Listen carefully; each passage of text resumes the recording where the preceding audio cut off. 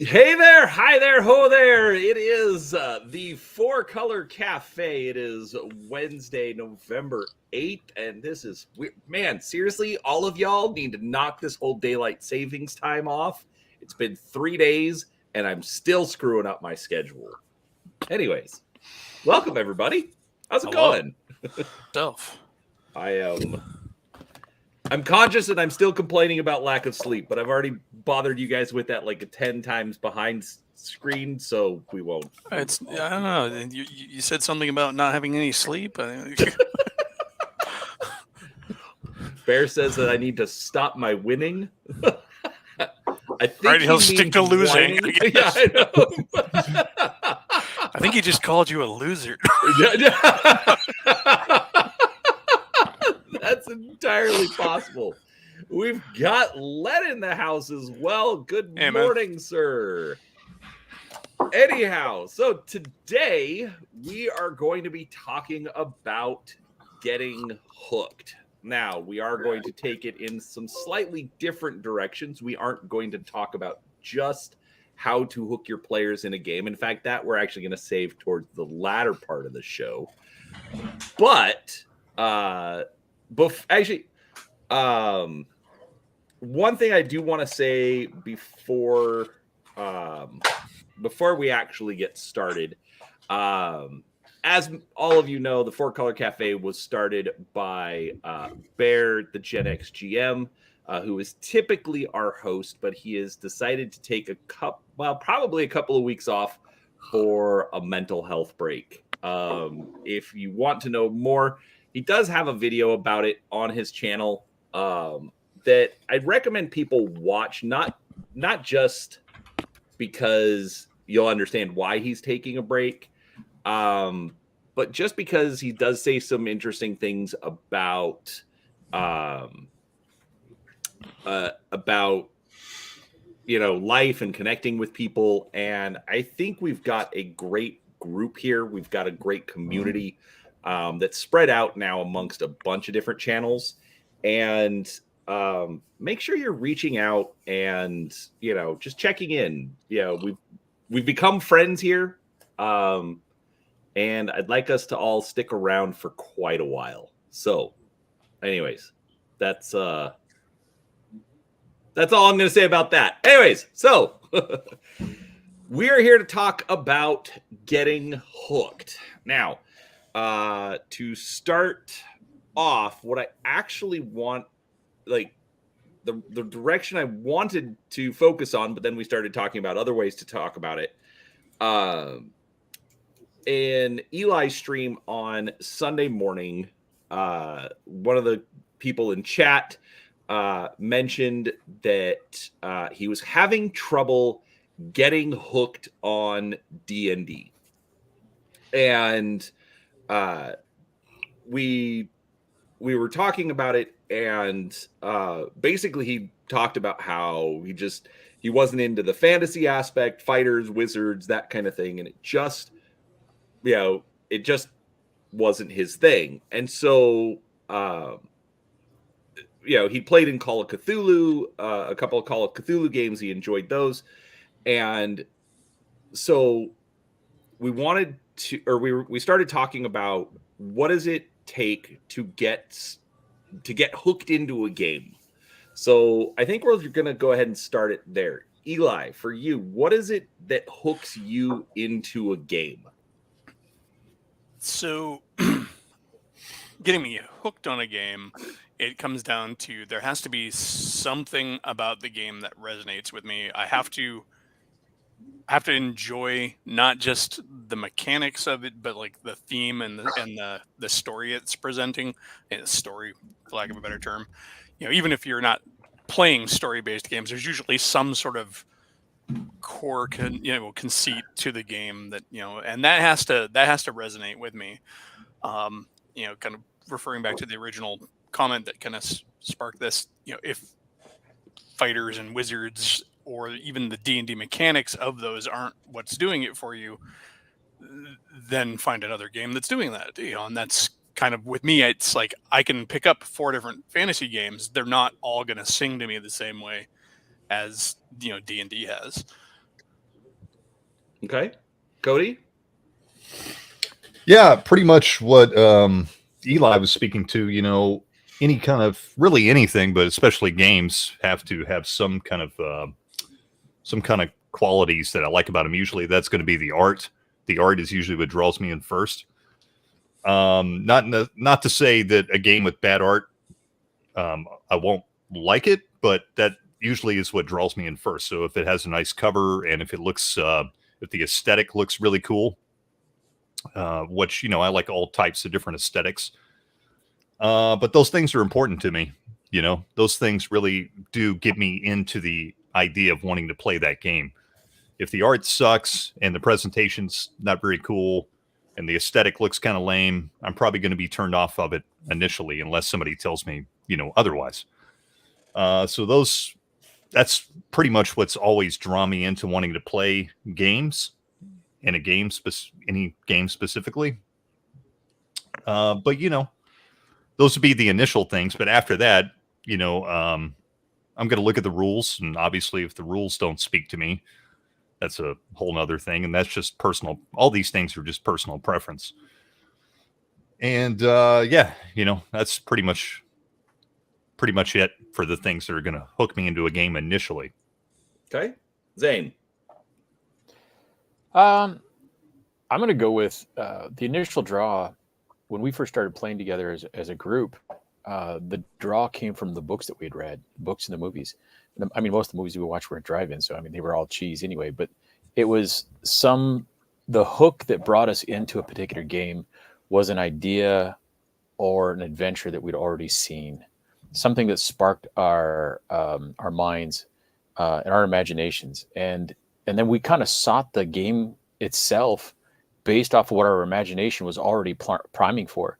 That's what drew me into Traveler. It was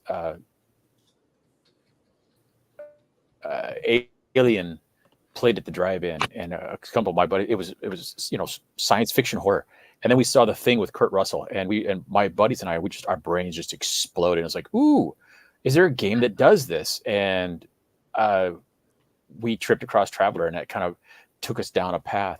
And it's really the game mechanics themselves. Really, we can adjust. I can go any particular method or madness that a game wants to throw at me. But it's the where's my imagination running, and I'll make the game system work. Okay. Len? A bunch of different things can hook me into a game. I don't know if they can maintain my interest there. To maintain my interest, you're going to just need a good GM and a good group interfacing with one another. But to initially hook me in, I don't think I disagree with anything anyone has said here. Artwork can totally pull me in and get me to start thinking about the universe. A pre-existing story or a pre-existing film or something I've seen can completely prime me for wanting to play in a particular universe. For me, since I have a love affair with rules and game mechanics, and I love ones that work, and I have trouble dealing with ones that I find clunky, awkward, or intrusive to the game.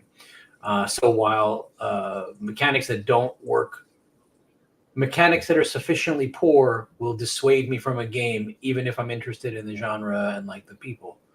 The flip side is mechanics that work particularly well will probably pull me in, even if I'm neutral about the setting or the genre or anything else.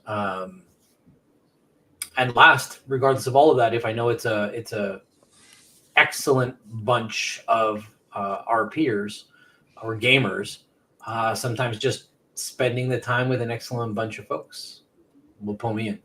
So, variety of things. Okay.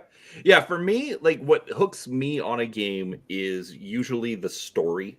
You know, something, you know, I know everyone's probably sick of me always bringing this up, but one of the things that I had trouble with for D&D was everyone's like, "Oh, just go grab the player's handbook," and I pick it up and it says, "Here, make a character."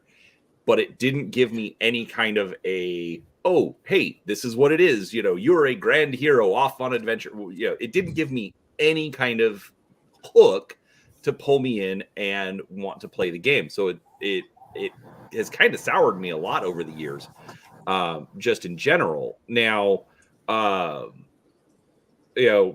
I would actually, I was literally just going to be like, oh, my point's going to be story. And then Len actually brought up something really big for me, is that like I've never been interested in going down to the game shop and like, oh, there's game posted. I'm gonna go ahead and I'm just gonna join up with them, or or I'm gonna with all the online communities that we have now.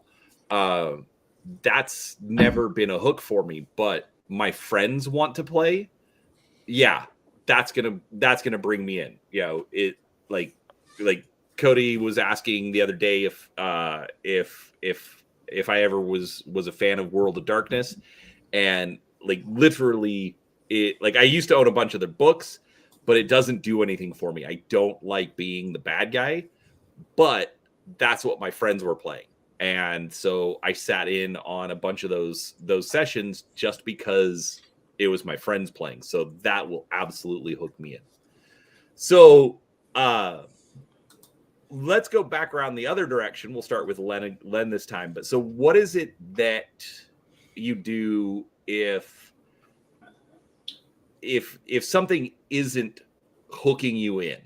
But that's what the group wants to play. What is it that you do to start, or what are things that you think you can do to get interested in whatever that subject is that normally doesn't appeal to you?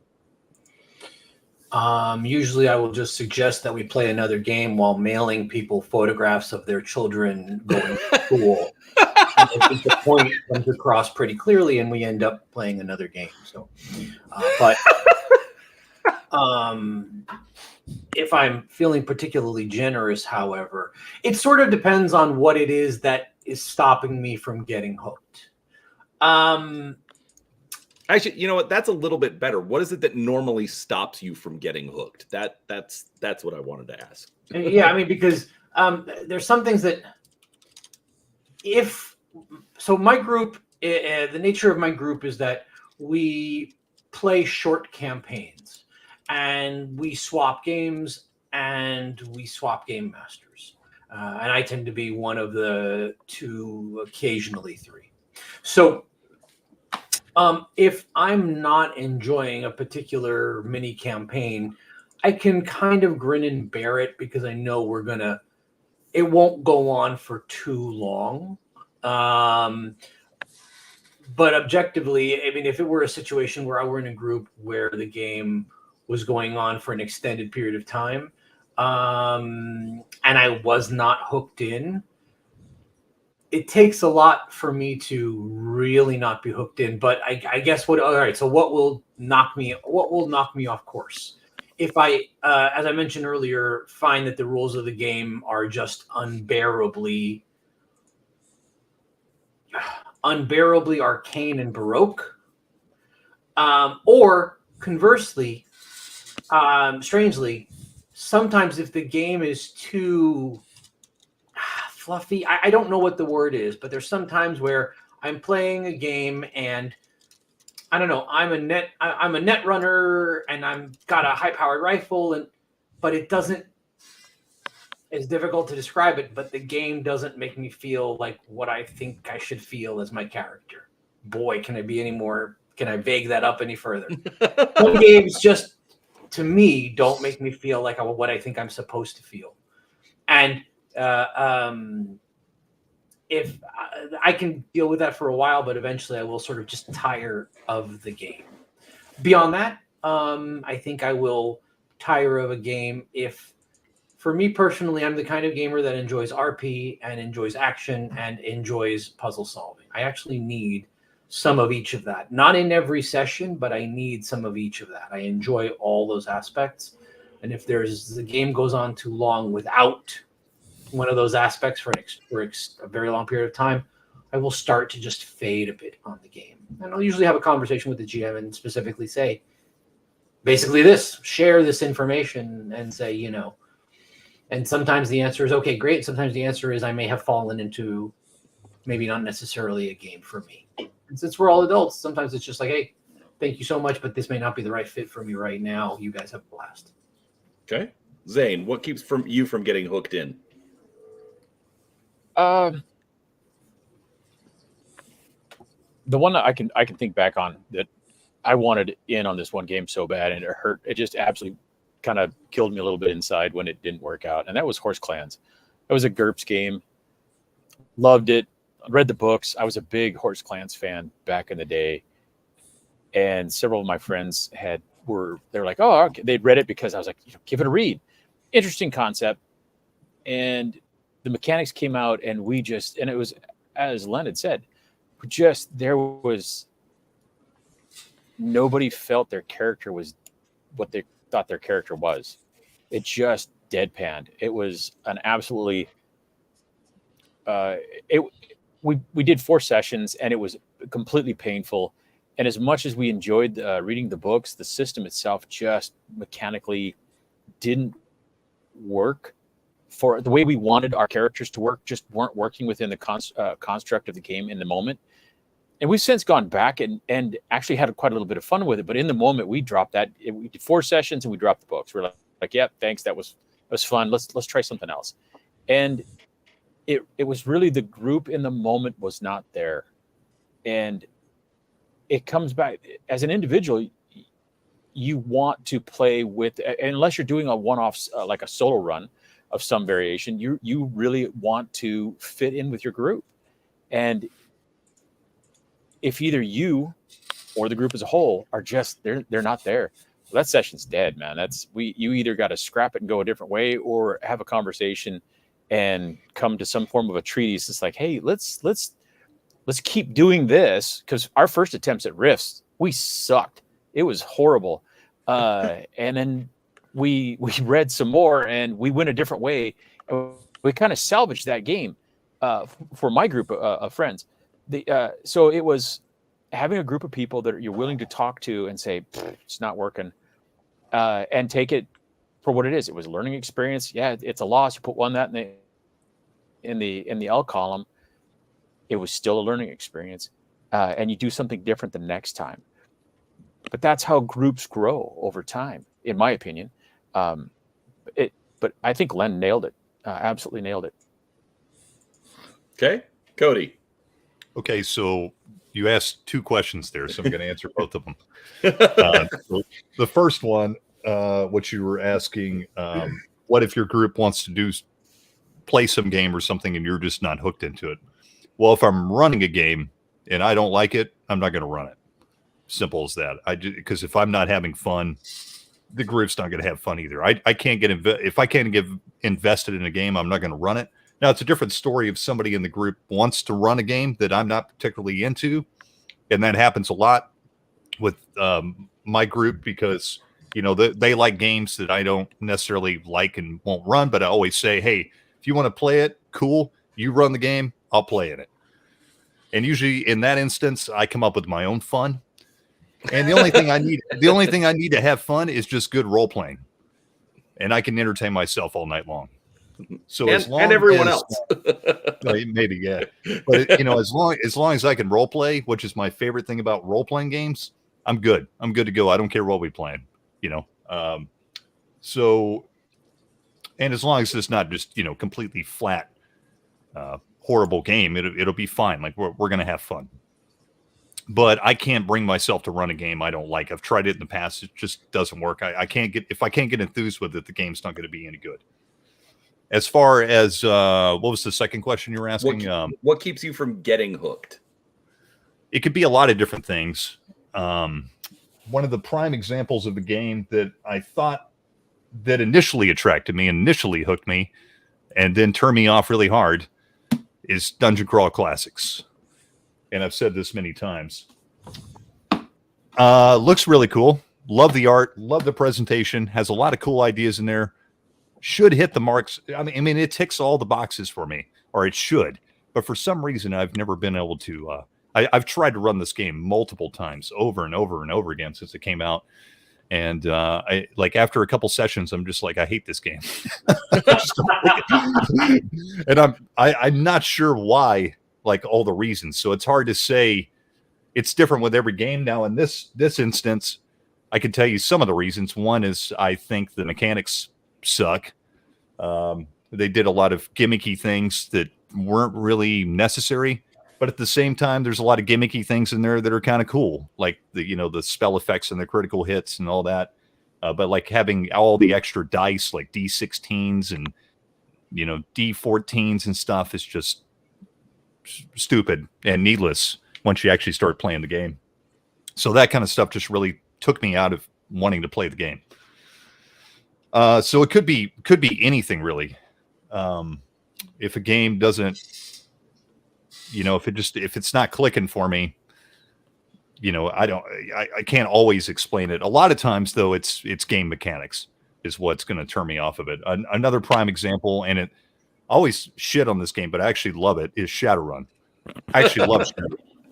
Shadowrun was one of the first role-playing games I played, but nowadays when I run Shadowrun, it frustrates me to no end. Now I haven't played the newest edition. I've only played like a couple games of 6th edition, so I don't have much experience with that. But every other edition of Shadowrun I've played, I just get frustrated after a certain period of time of running Shadowrun. And I actually love Shadowrun. Like I love the setting.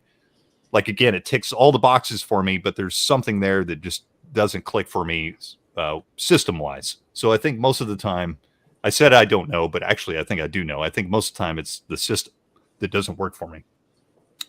Yeah, go ahead, Eli. Well, real quick, I think you do bring up a good point. The GM has a lot of power in that situation. Like if you're not hooked in, you have a lot of power to be like, okay, well, it doesn't matter. I'm the one running. Sorry guys, we're not playing this. Like Zane has really been bringing up a good point that sometimes you can have a system. And this is said over and over again. It does matter what the system is to a degree. Everybody's like, it doesn't matter what the system is. You just have to have a good GM and good players. That's true to an extent, but Zane was bringing up a point. If you have a good GM and a good group, and you guys are just having fun, no matter what the system is, you can create fun just out of just about anything. With the right group. Even with a system where you roll 2 12-sided dice, for example. Yeah, and there might be a game that anything really is viable. It's crazy. And I've played in campaigns and sessions and stuff where we play a game. We don't really like the game, but we're just having fun actually playing the game. You know what I mean? We're actually having fun what we're doing in the game. So needless of whether the game system sucks or not, or whether we're just not into what's going on, we just kind of make our own fun. And that you can definitely do that, right? You don't necessarily the game doesn't necessarily have to hook you, but the game that's happening has to hook you as well, right? Yeah, good point. All right, Eli, what keeps you from getting hooked? Let's see. I mean, because honestly, I haven't had too many misses in my gaming history. I'm mostly a GM, so I tend to just get to pick the games that I want to play. So I am the master of my own fate as far as gaming goes.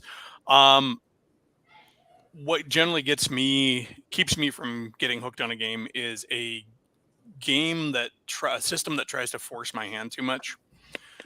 Any system that presents to me an idea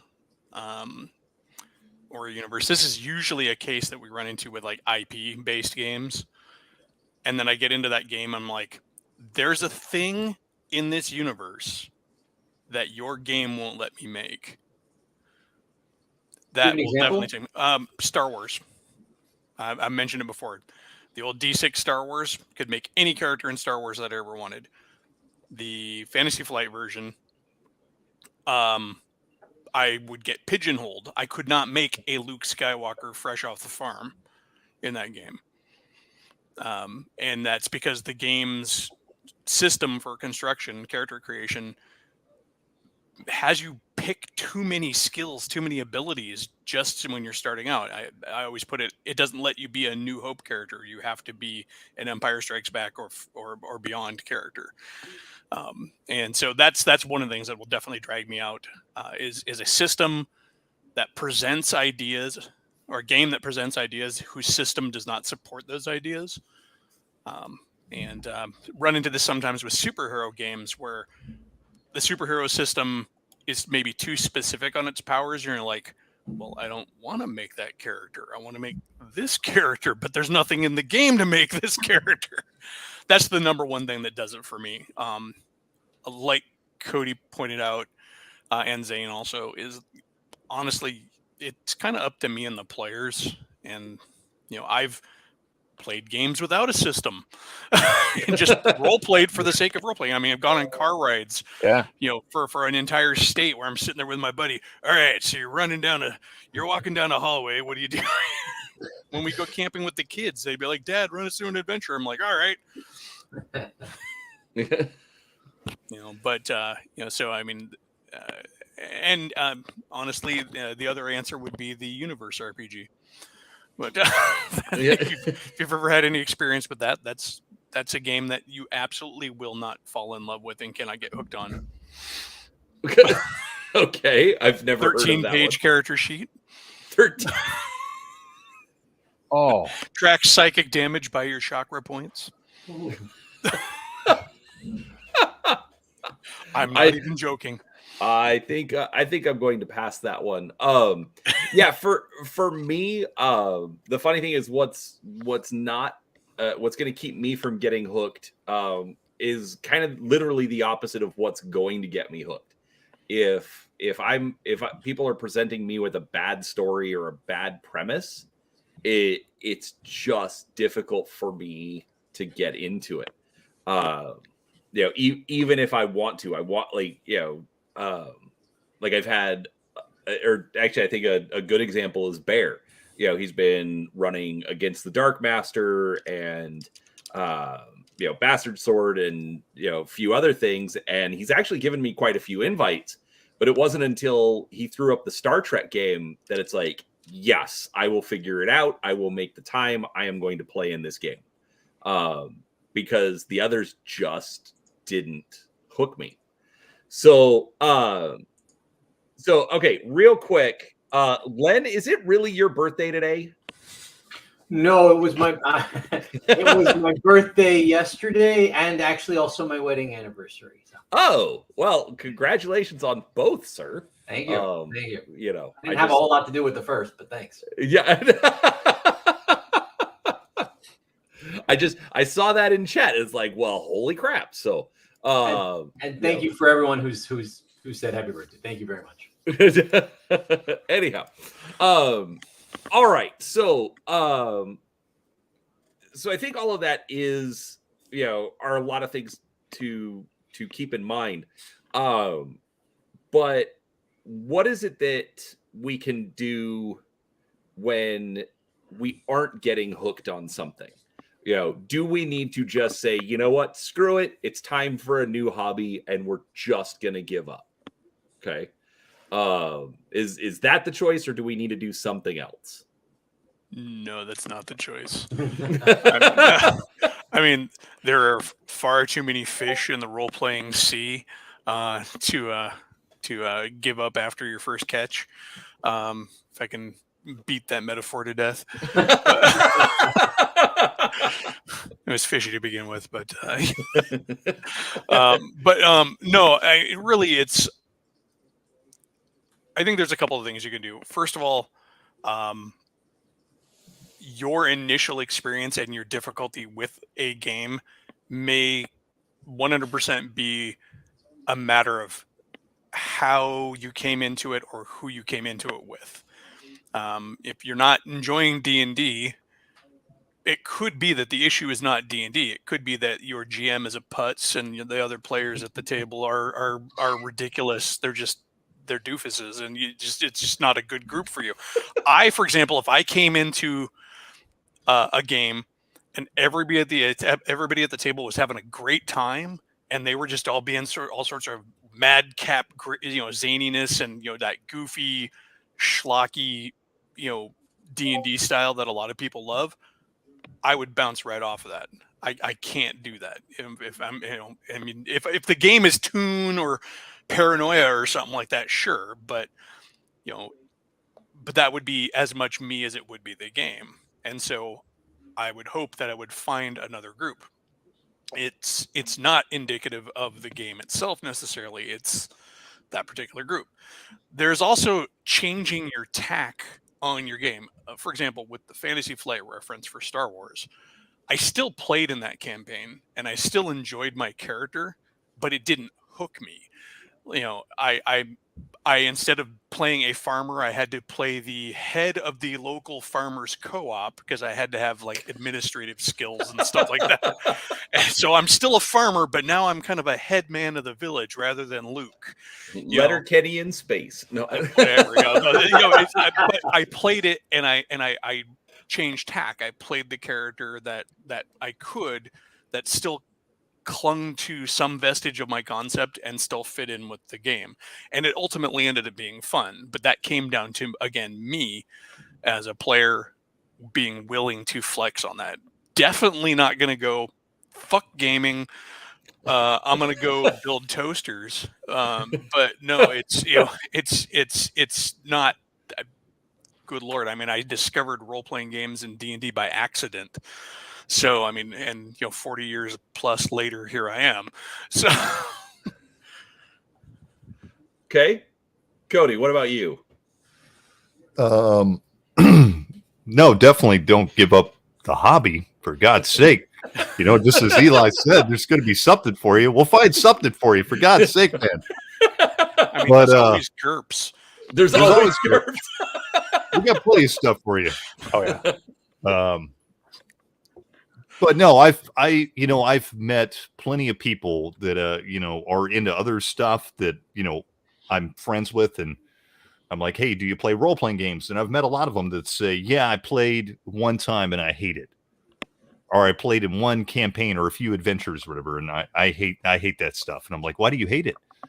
And they're and usually what it is they just had a bad experience. Yeah, they played in a bad game. I've got a good friend that plays miniature games with me, one of the nicest dudes in the world. And for me and him have known each other for years and years. And he really loves the D&D computer games. And so me and him started talking about that. I was like, why don't you play D&D? Like, you love fantasy. Hold on real quick. You said computer games. Are you talking like the old gold box or like no, like fancy, Baldur's Gate 3? No, Gold Box is awesome, by the way. But, that's my choice. Yes, that's we're my all choice. old. Don't make me go get my Gold Box games.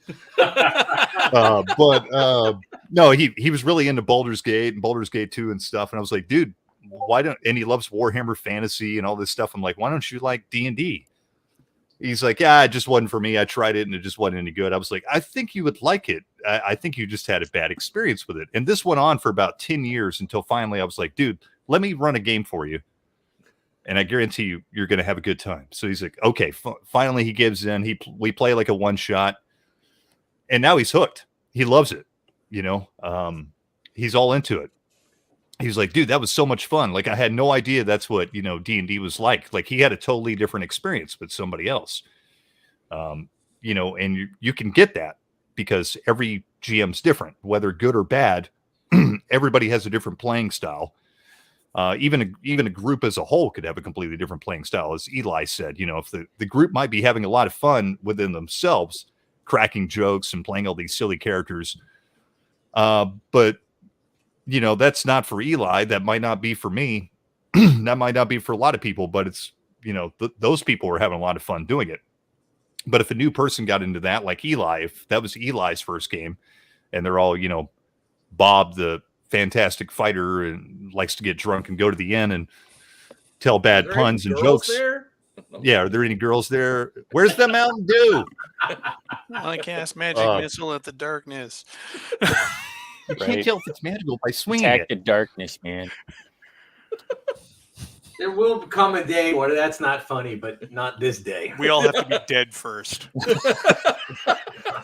and that's Right. coming far too soon. And James said it well in the chat, and that's pretty much what I'm beating around the bush at. Usually it has to do with the GM, but not always the GM. The blame is always put on the GM, but a lot of times, yes, a lot of times it is the GM, but it's also the group as a whole. It's not just the GM that makes a good game. It's also the players that make the game. If the players aren't as involved as the GM, it's not going to be as strong of a game, no matter how good the GM is. Right. I would say also that, the individual coming to the game, there's a ton of responsibility on them as well. Absolutely. To that point. Yeah, absolutely. Yeah, I think the GM gets a lot of grief as far as that's concerned because they're sort of that figurehead for the group. As far as popular opinion is concerned, it's always the GM's fault.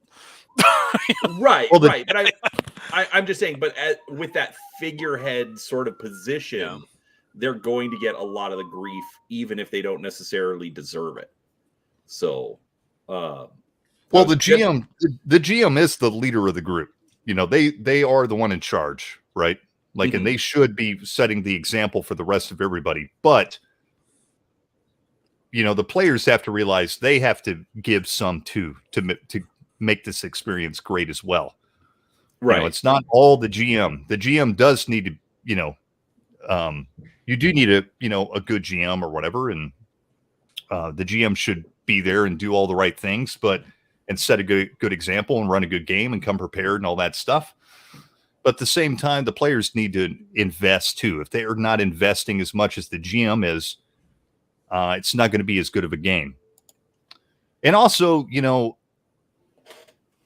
and I've said this many times, that if you are a good player and there are weaker players at the table, which is we're going off on a different tangent here, but this does have to do with that because, if you have new players at the table, they're only going to become as hooked as you are into the game. So if you're a veteran player, you should be trying to hook those new players into the game and get them involved and bring your A game and set a good example and be the best player you can at the table. So, and also try to pull these people in and hook them, right? That's what I try to do. I'm always trying to get new people in the hobby. Like, I love this hobby. I want, as many people as I can to get into it with me, so I can have more people to play with me.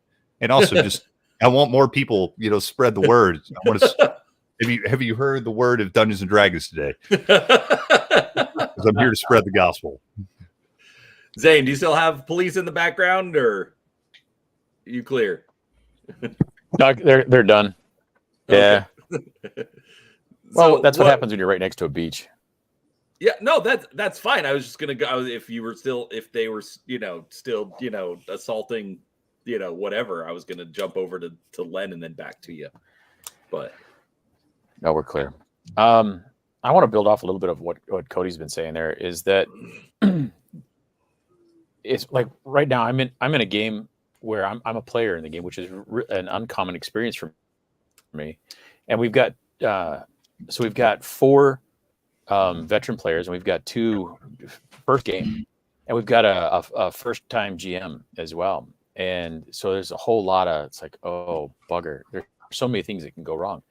And the two newbies, we've got one veteran player that we're trying to put a muzzle on because he's so overly enthusiastically trying to help that he's kind of smothering these new players. And the nice part is that the wife and I are sitting in the room, and we're looking at each other, and we're having a conversation back and forth. It's like, what can we do to draw these guys in? What can we do to help them want to play? And the reason I bring that up is because back to your original question, which is, if you get a bad session, do you walk away? Part of that's your personality. For me, no, man, I'm going to take that pain and I'm going to try to build it and go somewhere else. And could it be the GM? Sure. That's an easy scapegoat. A lot of times it's what you made of that encounter. And how you grow from that encounter. It's as I'm saying, is the group that we're with right now we're in our third session. We just completed our third session on this little campaign. It's going to be it's going to be probably a 6 or an 8 game run. And if we don't figure a way to bring these two newbies into the game, we're going to lose them. They're going to go like, well, that sucked, and walk away. Or it's going to be a TPK because people are doing stupid things. And as a veteran player, it's on your shoulders to nudge. You don't control the game, but you can. What you can, having said that, you don't control the game. However, your input can shape the direction of the game. And as a player, if you're seeing somebody who's not having fun at the table, it's kind of our responsibility as older players to go, hey, what's going on? What about this? What are you struggling with? Do you not understand? And you don't want to belittle them. The conversation has to be a very positive experience because they're already. You get somebody who's in their late 30s or early 40s, and this is their first foray into role playing, and all of a sudden they've got some old fart going, dude, you're doing it wrong. Bye. That's going to be a short-lived experience. So you have to. The table needs to be aware of what's everybody else doing. How are they doing? Are they having an off night, or is this just not clicking with them? And talk to each other. I mean, that's kind of the struggle that like the wife and I are having right now is we're really smashing our heads trying to figure out what can we do to make sure that these two noobs are going to have a fun time. They understand what they're doing and what their options are so that they can actually have some fun in the moment. So no, don't quit. Just come at it sideways. Okay. Len is itching to say something, I can tell. No more than or less than normal. I mean, I think everyone is completely on point. And if I'm itching for anything, is to ask the question about what was the question again? Because I feel like it sort of veered a bit. Part of the question is about how do we maintain our own interest, and part of it, and then it's kind of gone on to sort of new people. So I'm going to ask you, what question do you want me to answer? What would you say? Sorry. No, it wasn't you. I think that happened I think Brian's off the cuff, do you just quit gaming forever, sort of sent us tumbling down a particular hill that may not have been the intention. So it actually sort of was the intention. Okay. That's one thing I was going to bring up, because part of the you actually missed the pre-show discussion on this, Len. It was just a couple minutes before, so it's not like if you'd shown up 20 minutes early, you would have caught this. No, it was, anyways, you're fine. What sparked this whole conversation that we're having was somebody in Eli's chat who just mentioned, he's like, I just can't get hooked on D&D. And it just turned out like he really wasn't interested in D&D. It's not that he had any problems with role playing or even fantasy. He just said he couldn't figure out, he couldn't get into how warriors worked and how wizards worked, Yeah, and so one of the comments that I made is that if you're struggling to get hooked, one of the things to do would be, figure out what it is that you aren't interested in. I don't like me. I generally don't like fantasy. It's hard for me to get hooked on fantasy. If I know that when somebody approaches me about a game, it's going to affect whether I want to get into it or not. And part of the problem with the way that I phrased that response to the chat,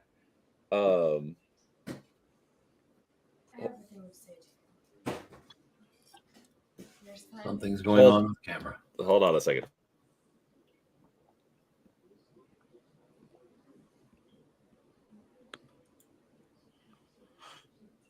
I'm so interested. What's going on? The wife is complaining about how my children are like me. Anyways, so but the point being, I feel a little bad about how I can't even imagine that. I mean, What? More copies of me in the world? Zane? Yeah. Okay. So, anyways, but I'm just the concept of, in one household. That's a lot. Yeah, there's three more of me. But the way that I phrased it, the guy in chat basically, responded with, "Oh, so I just need to drop the hobby and go find something else to do." And all of us were like, No, That's we're not what we said. Yeah, Nowhere near what we said. If D&D isn't your thing, we've got options. Just let us know what it is. Like either A, what you don't like, or B, what you do like. So anyhow, sorry. Okay, go from there, Len. So, well, I guess within the context of another player and them being hooked and getting players hooked and that kind of thing. Depending on your background, whichever of these examples is more relevant to your own life experience, we don't think of it this way, but role-playing game, inviting someone to a role-playing game is like inviting someone to an existing game of game where you have people coming in regularly of Texas Hold'em or like an orgy. The fact of the matter is there are probably I've ever been at, but there are probably a whole lot of rules and assumptions that are in play about your game or whatever that may or may not fit for new people. And you kind of need to understand what it is they're looking for, what experience they come with, what they're expecting. You can listen to a D&D podcast that is really a laugh riot, rip roaring joke a minute. And you could listen to a D&D podcast, same game system, that at least certain episodes, particularly if the people playing are in it enough, that can get you to tear up. And that's the same game. And that's the same setting. And that's the same mechanics. But our role-playing, even the same game, same system, same setting, what you might actually be doing at the table can be so vastly different. And I think that needs to be understood by the people coming in, and the people inviting them need to know what they're looking for and give them the heads up about that stuff. I think there's a lot of assumptions about what's going on in the game that we, as people who've played this stuff for a long time, often forget about until there's some of this kind of frisson between new players and different expectations and different play styles and so on. But I think that's all really important. And I don't even think game books talk about it, but when you're inviting people to a game or the type of game, again, a D&D game or a Star Wars game or whatever it is, it can be completely dramatically different.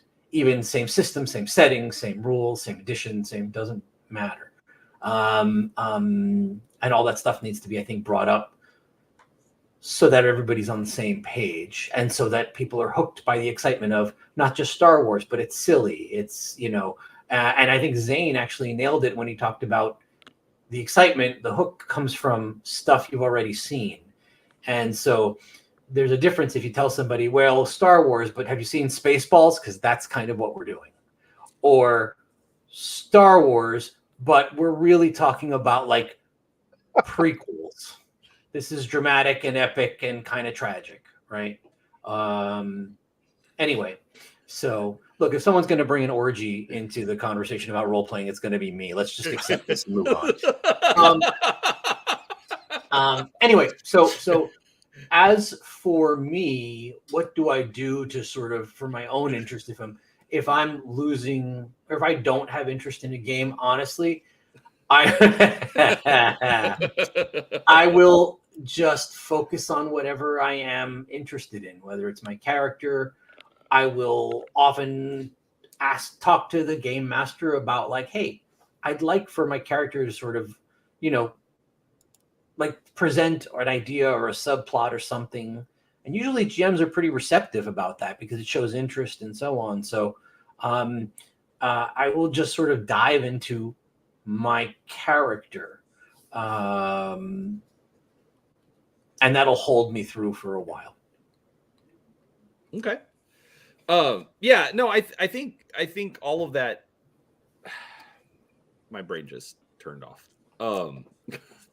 But I think that does kind of get into it. Like I've been seeing a bunch in chat, like Shauner brings up a point. He says change your game style to match the new players. Follows it up with the new player. Is the player excited to be there? And I think it's not just the new player is excited. I think actually I think that's a good point, is just making sure that we're all showing excitement about being there, whether we're a player or a GM. You know, like if you're showing up to the game as a chore, you know, it's going to cause that hook to come loose. You know, if you've got a new player, or even if you've got existing players, you know, somebody, you know, just showing up, you know, as a chore is going to rub off on everyone else. So I think that's a good point. And yes, Bear, I am avoiding like 90% of those comments. I think there's another part to that too that has, I mean, we're talking about, you know, players and what they're taking from it and what they, you know, making an effort and all that. But I think there's also something to be said for just bouncing off the game itself. And that's kind of what the guy who was talking in my comments seemed much more like he was going for. It wasn't that he wasn't enjoying playing, or he wasn't enjoying what was going on at the table. He just really was not interfacing with D&D as a game, as a system. And I think that's another thing. You know, it's like you're not necessarily going to hit every game and go, this is I can do this, I want to do this. I mean, and that's what we were trying to tell him. But I think it's an important part of the conversation. D&D may not do it for you.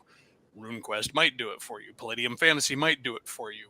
You know, GURPS Fantasy might do it for you, because they're going to play differently. And it could be that maybe he just doesn't like Fancy and Magic. Maybe somebody needs to tell him about spell points or something. Does anyone like Fancy and Magic? Let's be honest. I do. Was that person a new player though? New to the hobby? I believe he is, because it's RTB Bishop. I think was the guy in the his screen name. He's in the channels, the chats through like You Old Geeks channel and my channel and stuff quite frequently. Don't know his gaming experience. I think he's sort of not brand new, but new-ish. Like he hasn't played a lot, but still, I mean, I know. I think it's. I'll go so far as to say I think it's naive to expect that everybody who runs into a game is going to like that game if they just try hard enough. You know. Sure. Yeah. Sure. Some games are going to be too mathy for people, and no matter what, they just don't like it because it's too mathy. Period. Or they just might not like the mechanics. Like I said, Fancy and Magic might really wrinkle somebody. Why do I forget my magic when I cast it? You know, why do I have to memorize it again? Yeah. You know, and then, you know, that's why spell point systems might work for them, because you can cast freely with whatever you want. You just have to have a certain amount of power. Yeah. The reason I asked about the person's history is only because I don't know why I think this, but it struck me that if they were new to gaming,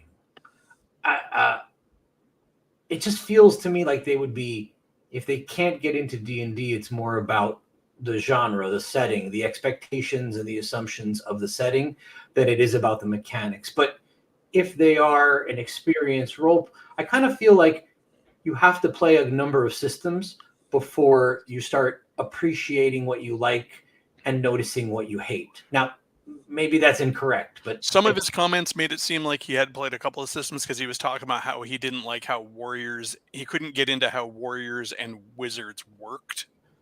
Okay. So yeah.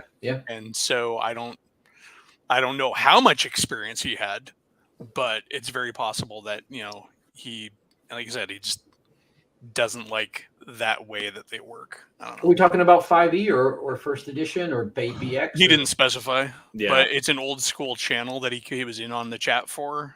He was on my chat, but the group tends to be kind of more old schoolers than it does 5 years. I'm the most 5e person I know in the streamosphere that I deal with. Look, I love old school, but I can absolutely see someone new coming to old school and saying, wait a minute, wizards roll a D4 at first level for hit points. That's stupid.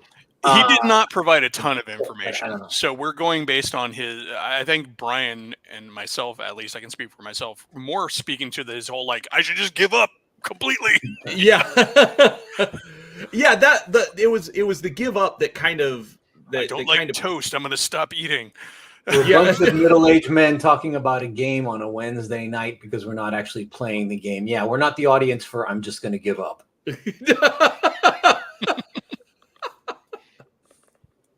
Hey, we have played games on the show before once, that Len ran. If it says anything about me not willing to give up the first half of an hour of this stream, I was still working.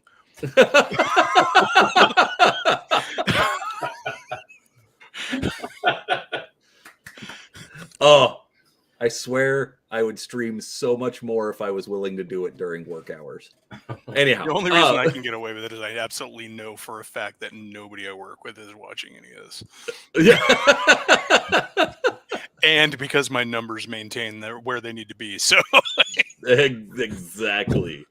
All right, so then let's go this way, because Shauner's bringing up a lot of good points about new players. Like he says, some players have settled down, and settled for a routine, and new players don't hang for that. They really are looking forward to role playing.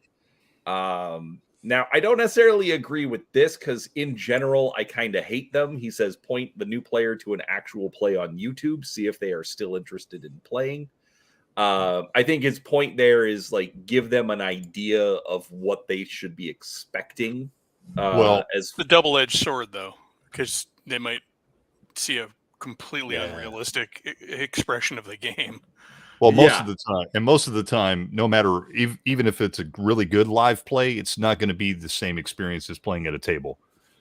So, no, I don't agree with that at all. I think they should sit down and play the game at a table, because it's going to probably overall be a better experience, and they're going to be involved in the experience.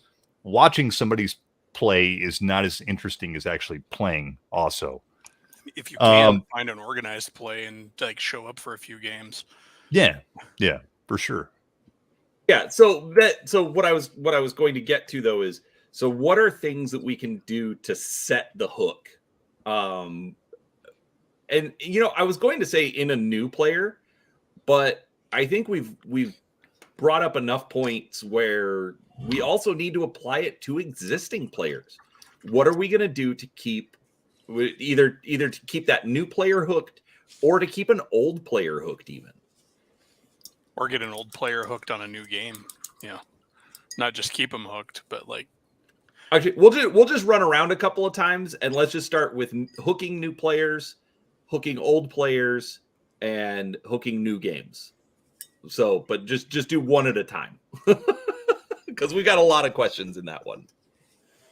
So let's start with Cody. Hooking new players. Hooking new players. Usually I just try to keep it fast and exciting. And I don't, somebody mentioned earlier that you shouldn't be expecting as much out of a new player. So, I generally, ask a lot of questions to a new player, which I wouldn't do to a veteran player. With a veteran player, I'm going to just present a lot of situations, and they're going to tell me what they want to do and interact with the situation. A new player doesn't know to do that. So I'm going to be like, what do you want to do? Here's some things you can do.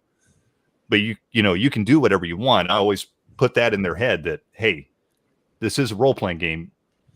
This isn't a choose your own adventure book, but I'm giving you some ideas what you can do, but I'll be subtle about it. I'm not like, okay, what do you want to do? And here's the things you can do. No, I'm like, what would you like to do? And you could do this, you could do that, or you could do something else. Do you have another idea? Something like that.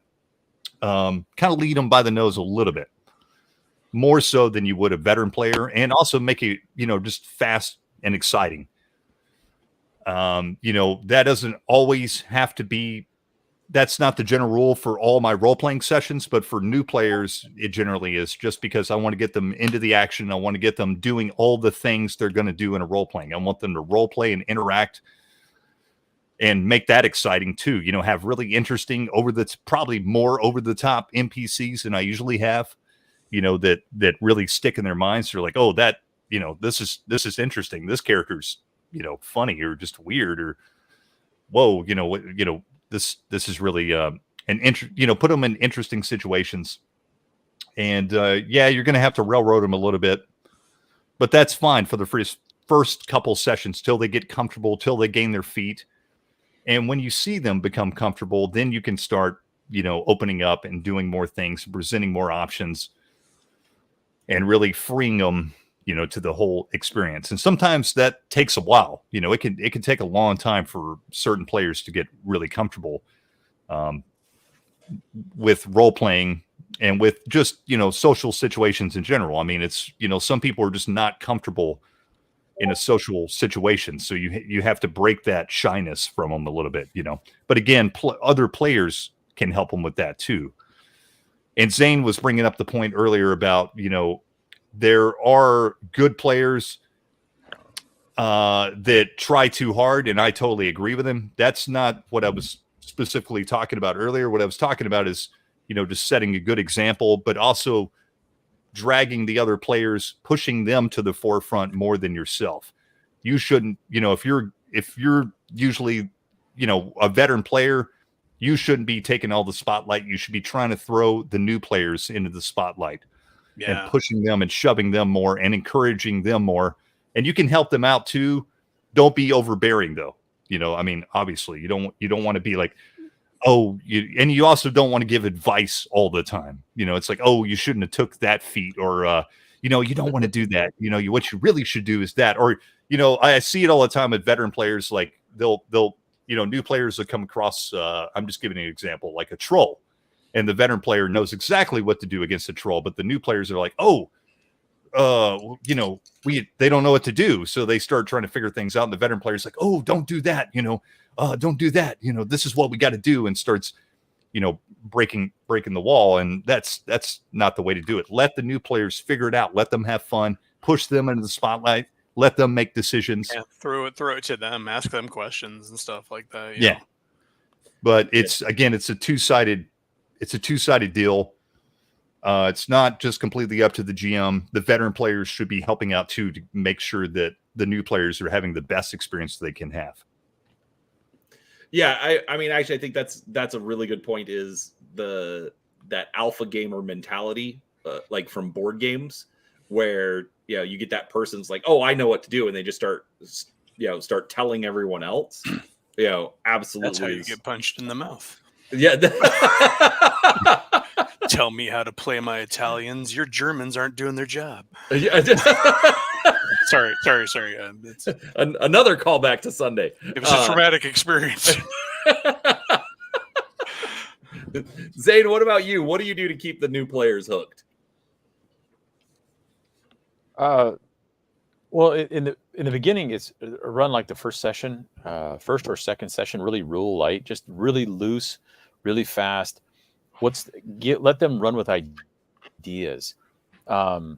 It's like, well, what do you want to do? Well, whatever. I want to go talk to this guard. Okay, what are you going to say? What? And that's the first, and that's when you've got an absolute greenhorn. Is you get this, hey, so what are you gonna say? How are you gonna approach them? Are you gonna do prep work? And they're like, I didn't know that was an option. But the first session or so is real loose and light, and what you're hoping for is to get them familiar with some of the mechanics very slowly. I mean, not a rush to it, but it's like, hey, this is where an acrobat skill would be good, or if you're running a skill heavy game, or that would usually require dice roll. let's do this. So introduce some of the mechanic behind the play, but mostly just let their minds run. And I love one of the in the chat, and I apologize, I didn't catch who it was who said it, but it was, ask them up front, what movies do you like? What books have you read? What movies do you like? Because man, that is going to set the tone. And you know, as a DM or game master, or whatever your system is calling it, this gives you an opportunity to, you know, pepper in a little bit of flavor. That's something that's going to pull them in. That's the idea that I have. Is I like to go loose and light in the first 1 or 2, 3 tops runs, just to give them a chance to fart around with some of the mechanics and let them fail so that they understand it. Now, obviously, there's going to be a little divine intervention, DM intervention. There's don't unless it's you. If you're doing a one shot, let them die. Do something stupid. Find out. Let them die. Like, oh, that was dumb. Let's roll a new character. Okay. We usually had prefabs. Quick start, or either a quick start or a prefab put together so that it's like, all right, we're going to try a thing. Well, that didn't work. Here's a new character. Try it again. Let them learn. Len. I mean, if you really want to get them hooked, honestly, heroin, because I promise you they'll be back next week and they'll be really excited. So it'll be good. Pepperoni. That poses some complications. So if you don't want to go that route, then I guess the next option would be Shauner, I think, was the one who said it, and Zane jumped on it. All kidding aside, and I will jump on it as well. There's an old sales interview question, which is you hand a pen to the person you're interviewing and you say, sell me this pen.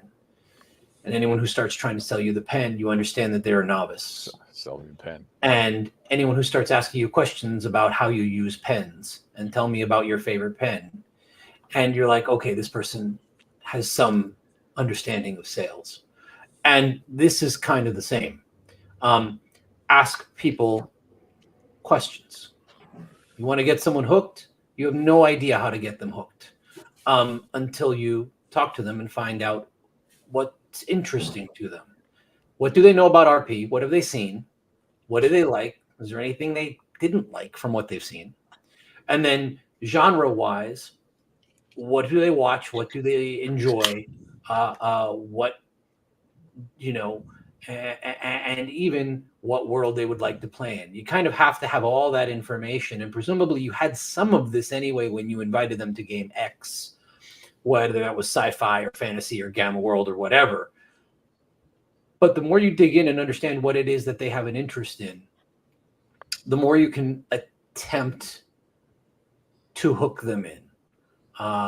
Then layer in the stuff that everyone's talking about and obviously give them an opportunity to shine and let them feel their way through. And, you know, don't crush them under a ton of rules, unless in talking to them, you realize that they are one of those puzzle oriented persons who will completely get off on running off with a complex rule book to figure out the way to make the most powerful character. If you're playing Pathfinder, you know, 2E or 1E, and they're the kind of person who will dig it, well, great. But you found that out by asking them about what they like and what they're interested in and so on. So ask questions and their answers will tell you what you need to do to hook them.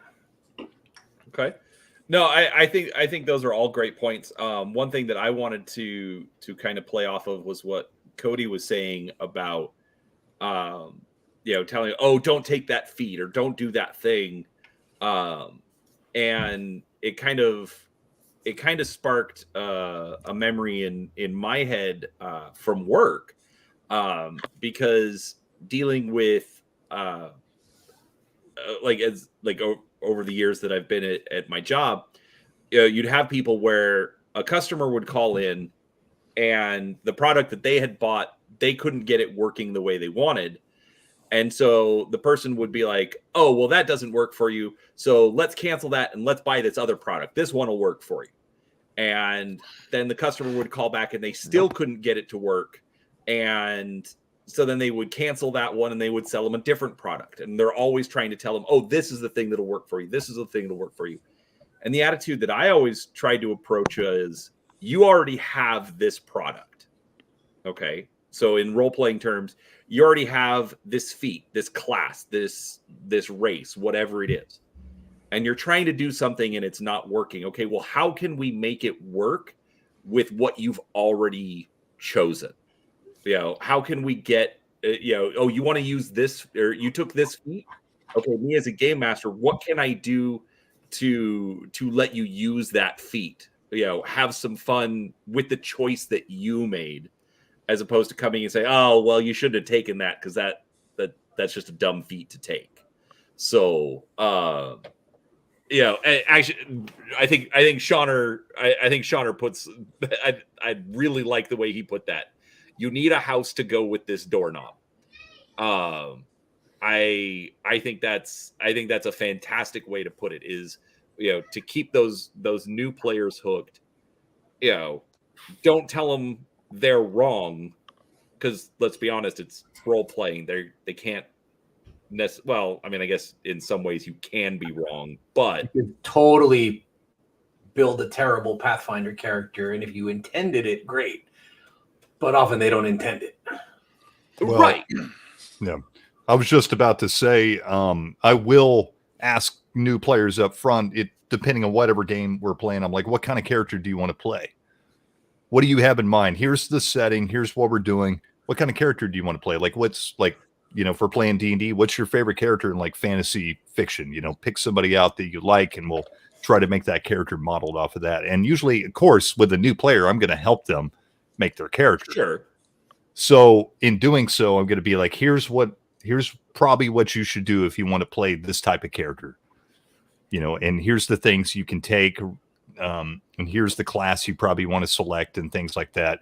Here's some other options you can do, because they're going to be, if they're completely new to it, they're going to be pretty overwhelmed by all this information. Even if the game system's incredibly simple to us, to a new player, that's, this is a completely new concept.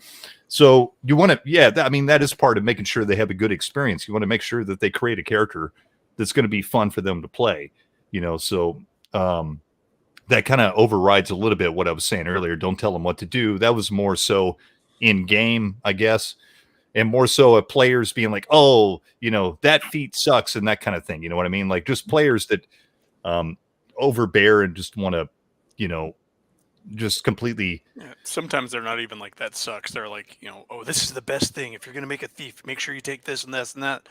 Right. And, but puzzle people. But the new player might see some ability or whatever the game may be, and they're like, oh, I like that. That sounds fun to me. It might not be the best thing to do, but they're going to latch on to this thing. And it's like, okay, cool. I want to be a one-legged thief. Yeah. So whatever it may be. And so let them do it. And let them make mistakes and learn. And then after the session, be like, do you like that character? Do you want to change anything about it? Or was there something you didn't like about it? And, talk to them about these things, obviously.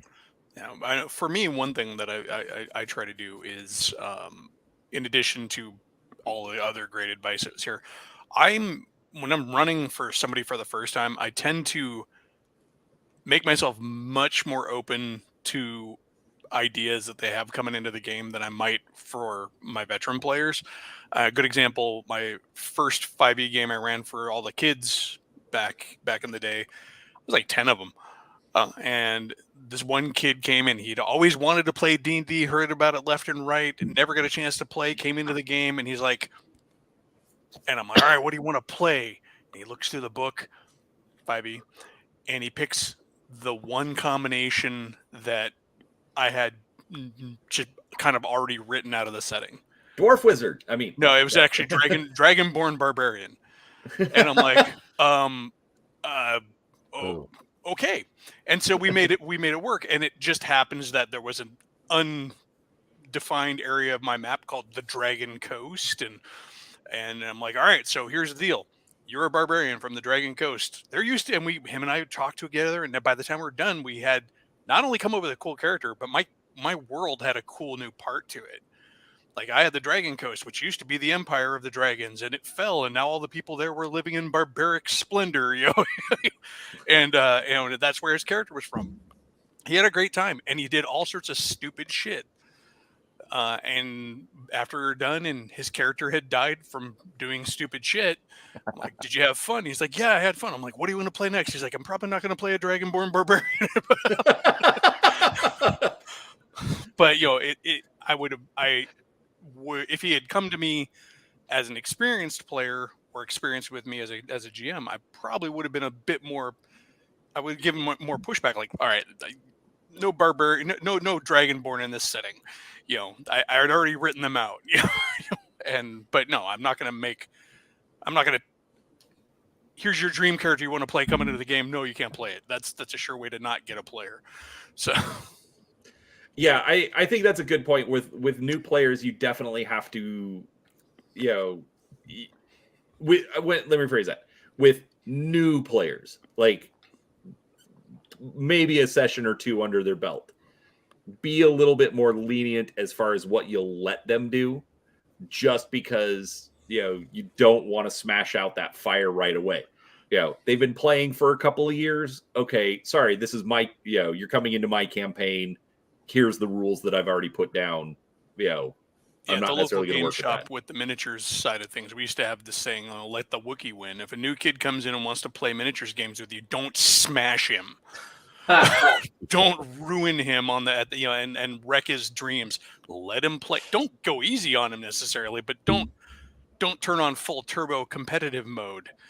And same thing with your RPGs. Yeah, you may be a GM who is like very world building and very strict and specific about what goes on in your campaign setting. That's not the time for it when kids' first campaign is showing up there. So I want to touch on something if I can, just real quick. And this may be part of an ongoing conversation that I'm not fully following, so I apologize. But Shauna mentioned something about have a new player watch all of D4 D&D Deep Dive, or he mentioned previously about, I don't know if it was Shauna or someone else mentioning about having them watch an actual play. That was Shauna. And I will say, I humbly disagree with any advice that is have a new player do homework before the game, because I know that for me personally, if someone's like, "Hey, Len, you want to come do this new hobby thing that you don't do, but I do," and I'm like, "Yeah, totally cool. When should I be there?" And they're like, "Yeah, you can be there at 8:00. Great. So here's the only thing I need you to do before that. Could you do just like a couple of hours of homework on it?" I'd be like, "Oh, you know what? I'm so sorry, I forgot. I'm gonna get I'm gonna figure out what I'm doing, but I'm doing it at that time." So yeah, barrier to entry should be as minimal as possible. So yeah, telling people to do homework, and I gotta be honest, I tend to not even do that with experienced players, and that's just because as an adult with kids and a job and whatever, I know that my window of time. Here's the 43-page campaign primer. I like it's absolutely minimum just because we're not in high school anymore. And we're swamped. At least everyone I know is incredibly busy, and the fact that they can carve out time to play at all is honestly deeply appreciated. Because not one person who I game with, if we don't game, doesn't have something else. So that time will immediately fill up with family stuff, with just with life. So I'm personally keep that to an absolute minimum. If I need people to know something, I'm going to try to work it into the game as much as I can. And certainly for a new player, oh my God, I don't think we should throw up barriers to entry. Yeah, I think like a better way to do that, if you like, because I don't like the idea of making it homework, but like before the first session, I'm gonna absolutely agree with you. After the first session, though, say, okay, hey, before we play next time, if you want to, say it's going to be a couple of weeks before you can play. If you want to learn more about the setting or whatever, check out this movie, check out this TV show, or if you want to make your own character between sessions, like I've never heard of D4 before, go check that out before we come back in a couple of weeks. but at least let them get that first taste. Sit around the table, have some fun, before you assign that, because then I think you're right that, oh, look at the time, I have to do thing, I think is very much a possibility. I find it's useful and more effective to let the player guide those follow-ups too, because if they are not interested in studying more and learning more or watching more to become a better player, that may not mean they don't want to be a better player. It means that that's just not the route that they want. But at the same time, you could always throw it out there casually because they might not even know it exists. Sure. So, but like if you sit there, all right, you played your first game. Now I have 5 hours worth of homework for you to do. Yeah, that's why. Like I even literally would just put it as a suggestion. Hey, if you're wanting like we started playing our Star Trek game, and after the first session, suddenly I'm watching Lower Decks, I'm watching Deep Space Nine. I'm like, I've already watched them all, but suddenly I played a Star Trek game. A whole IP for that. So. Well, right, exactly. But I'm just using it as I played one game and bam, I needed to keep that drip going between the sessions. Here's something I could do. Yeah. That's why I was putting it as a throw some suggestions they can do. Nothing required, but you might like these in the meantime. Yeah. So, all right. So what about active players? What do we do to keep our active players hooked? Well, we've already mentioned it. You find what interests them. Yeah, you like Zane's about to say it at the same time I said it. I think is you find what interests them and find what kind of person they are and hook onto that to hook them, right? Blackmail. So yeah, blackmail, heroin, blackmail. You're gonna stay in my game, or else your puppy gets it. I have your first board. I played with one of my supervisors, and he was really into the game, and and most of the players were on his team at work, and he's like, if any of you quit the campaign, I'm going to give you a bad review. Jeez. It was his first ever D&D game too, and talk about like finding expectations. Like, so what is it you want out of D&D? He's like, I have 2 requirements: a dungeon and a dragon. I'm like, oh shit, because I had written all the dragons out of my campaign setting. I'm like, the ancient kings killed and ate them all. But no, yeah, it's, blackmail, it works. Well, no, but I'm also talking like the players. It's been a couple of years. Like how do you keep them? How do you keep them hooked? How do you keep them interested? Usually, like I was just saying, whatever the player is interested in, just keep them interested in that thing and ask them. I always ask, and I'm like, be honest, guys. Like, did you like the session? What did you not like about it? Usually, I do this like separately. I'll text them, or I'll when we're hanging out, like a couple days after the game, I'm like, what did you think of the session? Like, you enjoying the game, or like, what would you like to see more of? Are you getting bored, or you still interested, or like, what would you like to do? What does your character want to do? Find the motivations of what they want to do, and give them a little bit of spotlight time, and give them a little bit of moment of what everybody has something different that they want to do. Me, like if I'm a player in a game, which is rare, but nowadays I'm actually getting to play in some games now. Like, I want to role play. That's what I want to do. That's all I want to do. I don't care about rolling dice. I don't care what setting it is. I just want to role play a character. Dr. Jeb Taylor. Exactly. Like, it doesn't matter, whether it's a halfling or Dr. Jeb Taylor or whatever. I just want to play this character and like interact with the NPCs and interact with the other players and have a good time. Like, that's what I enjoy as a player. But every player is going to be different. Some players just like the mechanics. They just like making the character and like seeing that character progress, and like some players like the rules. They just like, they like the tactical situation. They want to move figures around on a map. Some players just like hanging out. Some players just like to be there. They don't want to interact too much. They don't care about the rules too much. They just want to hang out with their friends and have a good time. So everybody's going to be different, and you just need to make sure that you can, and it's hard to do. It's hard to do, to give everybody what they want, but at the same time, it's a very good thing to be aware of what everybody likes and try to feed them a little bit of what everybody. What's really great is if everybody's on board with one thing. And a good example is I was running what is the module? Village of Hamlet. I was running Village of Hamlet. All fired. Right. I was running Castles and Crusades campaign, and I kicked it off with Village of Hamlet. And if you played, if you played Village of Hamlet before, there's an abandoned keep, right? And you clear out the keep, and then you go down, and there's like a dungeon you clear out and everything. But they got really excited about this keep. They didn't even care about anything else. They were like, "Oh, can we buy the keep?"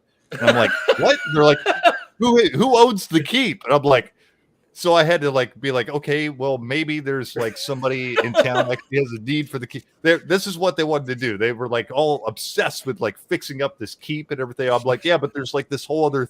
They're like, yeah, but the keep. We want the keep. But they got like all excited about this keep. So like suddenly I was going to run, Temple of Elemental Evil. Now I'm running a completely different campaign, and they cleared out the dungeon, and they're like fixing up the keep, and now they got to defend the keep, and there's so you find what they're interested in and just roll with it, and just make sure they're having fun is the name of the game.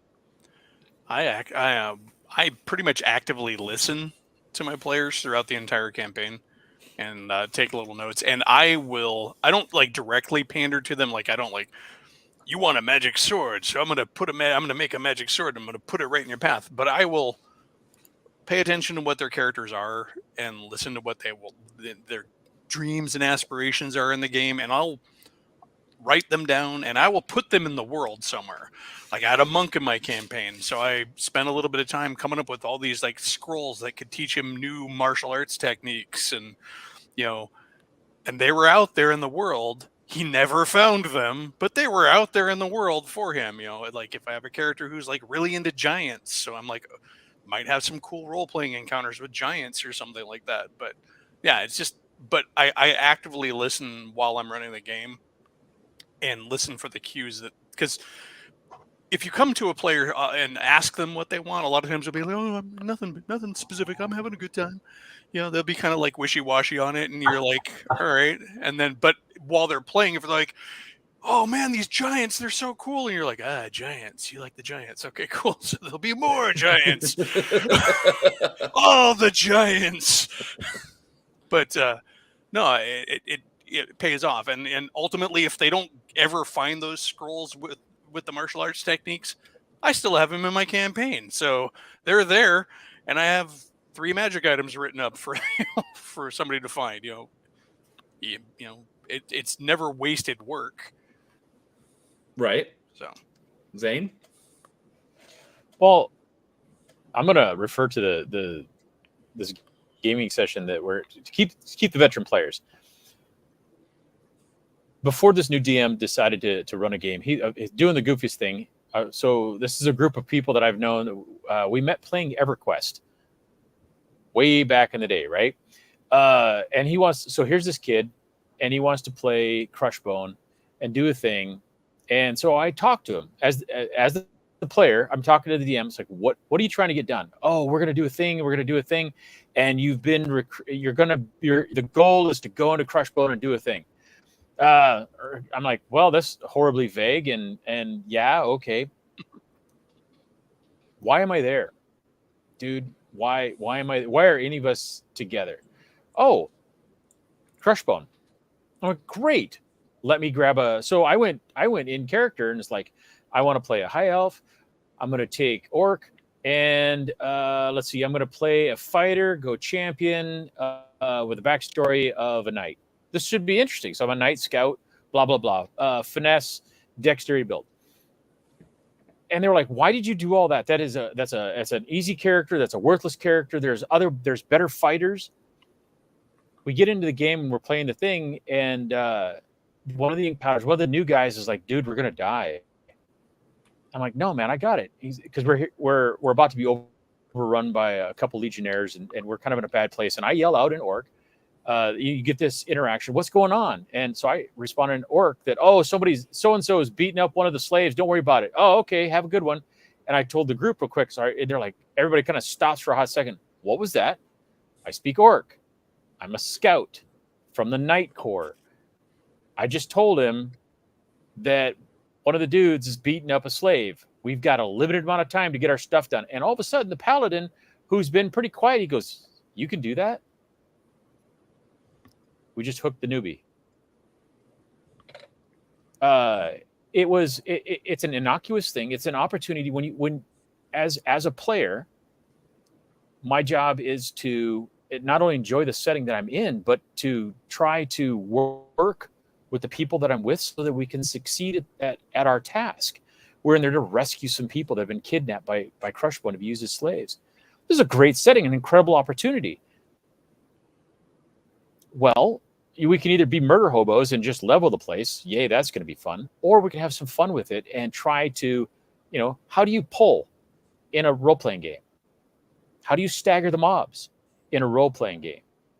And I'm trying to introduce these concepts to these new players and to reintroduce these concepts to some of the older players as well, is that it's like, guys, we can either have fun with this or we can roll dice. What do you want to do? That's what I think. That's how you, as a player, that's how I want to try to help keep other players playing. As a DM, it's what Eli said, man. You listen. What are they after? And you don't have to, fill out a questionnaire. That's about as fun as rubbing your face on a book. Your answers will usually be wrong anyways if you listen to what they're saying. Oh yeah, because they're not. They don't know what the situation is what shenanigans are you going to throw at them and how are they going to react to it? And you stack up a series of critical fails. Exactly. There you go. Yeah, Len's got it down tight. Oh, and Traveler, that's a great book. Listening to what they're saying in the moment and how they react to like this one poor fool. He's 4 critical failures in a row, just fail, and it's like, dude, you got to. Can I give him my inspiration? Just let him re-roll something. Holy bugger, and make light of it in the moment. Have fun with it. Make sure that they don't look at those critical failures as a failure of them, but an opportunity to do something different within the game. So. It goes both ways. It's the responsibility of both the player and the DM to help the rest of the players, stay interested and engaged in the setting that you're in. Because otherwise, you're just going to roll some dice and go, "Yeah, that was fun. Give me my experience. Let's see what loot I got. Have a nice day. We'll see you in a week." Man, if I wanted that, I'll go back to work. Yeah. That's fair as the only retired guy in the panel tonight. Sweet. So, Len, what about you? What do you do to keep the existing players hooked?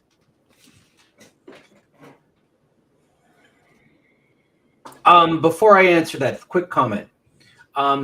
Zane said, what do you want to do? Do you want to roll dice or do you want to have fun? I know he just said that in passing, but allow me to say that if rolling the dice and interfacing with the game mechanics is not entertaining, play better games. Because the game needs spoken like a game designer. Yeah, for sure. For sure. The mechanical components of the game need to be fun to interact with. And if they're not, play better games. In fact, I feel bad for Jim Cody, who's playing Prowlers and Paragons right now, which thank you. But you're playing it online. And Prowlers and Paragons was designed, because I'm 10,000 years old, was designed to be played around a table. and it's just not the same game. There is a significant tactile component to the game. That's why you roll a bunch of dice, and that's why you've got resolve that's meant to be spent like poker chips. I have a giant thing of poker chips for that. There is an intentionally, because it's a superhero game, there is an intentional tactile element to that game that, at least for me and for other folks I've spoken to, it's fun, it's fine online and everything else, but you're missing an element of the intention of the design by not playing it around the table. So at some point, we got to play it around the table. We'll throw poker chips at each other and get that going. But in any event, so with that aside, then, how to keep players interested? I mean, everyone's advice is, I think, entirely 100% on point. So I think it's to keep players interested, a veteran player interested, you've got to help them care about their character. And sometimes that's a backstory from the beginning, but often that backstory from the beginning doesn't quite work until they get to know their character. So sometimes it's backstory elements that get teased out after they're playing their character for a little bit. I think most players actually get to know their character by playing, even if they have an idea ahead of time of what they want to play and so on. It's still in game and interacting with the other personalities where that character starts to get fleshed out. And once that character starts to get fleshed out, then you can start thinking about where their character was before, where they are right now. And then each character is going to have different things that they're interested in. And sometimes it's active listening. And I will say sometimes it's me slamming it into them at the get-go. I am right now in the middle of, and I think I mentioned this before, a game where the players are wildly invested, more than I think in any game I've ever played. And it's because I started them as kids and had a dragon destroy their village. And understand, these are fully adult men with children and lives. But I assure you, I don't know what they're capable of, but they would do terrible things in real life to make sure they got to kill this dragon in this game. And I think it's just because of the way it started and their investment in that from the outset. And if you're playing in a game where that hasn't been set up, you may want to find that for yourself to keep yourself invested.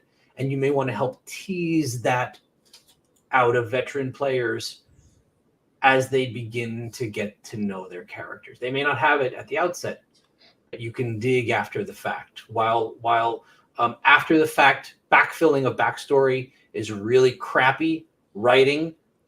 Star Wars, Disney, are you listening? Sorry, but it's excellent role playing. It's excellent role playing. So, okay, yeah, no, I agree with all of that. One thing that I will touch on is sort of along the lines of what Shauner said. He said most players just want to hang with other people. They aren't really serious about the game. I disagree with the part about not being serious about the game, but like for me, a lot of the reason that I am interested in these games is because I want to do these things with my friends. I disagree with the most players part of that. Well, no, I would for in the context of that sentence, most players just want to hang with other people. In this case, you don't want to play a role-playing game because you want to be by yourself. You want to be with other people. You want to do something. Unless you're one of those weird solo role players. Yeah. At which point just go write your novel. I say that because most role players I know want to play the game and they understand that involves people, but wanting to play the game comes first. So yeah, well, the point that I was going to make though is that don't forget that we are friends around the table. To me, like the thing that got me most excited about getting into the Star Trek game is that Bear was going to run it, Cody was going to play in it, Sean jumped in on it, and it's like, do you guys realize we've been doing the Four Colour Café for 6 months now? Yeah. The look on Len's face. I'm new to it, so it doesn't have that much impact for me. This is special issue 6, meaning this is the 6th time that I've hosted it because Bear's been unavailable for whatever reason. Wow. And we're on like, I think it was issue 17 last week, and we missed 1 week. So it's been 6 months now. Okay. Wow. I keep showing up to the Four Colour Café because these are my friends and I have people here that are nice to me, and I make like weird parasocial relationships with people who are nice to me. So you're welcome, everyone. So we need to have that Lassie moment where we throw rocks at you and tell you that we don't want you anymore. Yes, you do.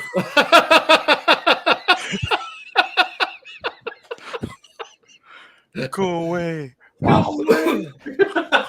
don't I love you. But that's a lie, Eli, and you know it. It is quite lovable. It's really a lie. But I think that is one of the biggest things for keeping existing players around, making sure that the players at the table know. I mean, they don't have to know that you love them or that you're their best friend, but just know that they want you you want them at the table. You want them to show up. You want them to be involved. That alone is going to go so far as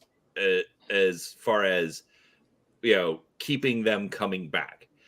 Whether they're having a bad day, whether they're having other problems, they're going to keep showing up, because I absolutely despise the term, but it is honestly a safe space for them.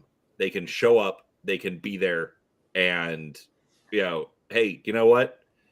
Maybe the game gets put to the side today because we all just need to hang out and talk about whatever, or life, or That's happened. Yeah. I don't drink, but quote unquote have a beer because Don't mind if I do.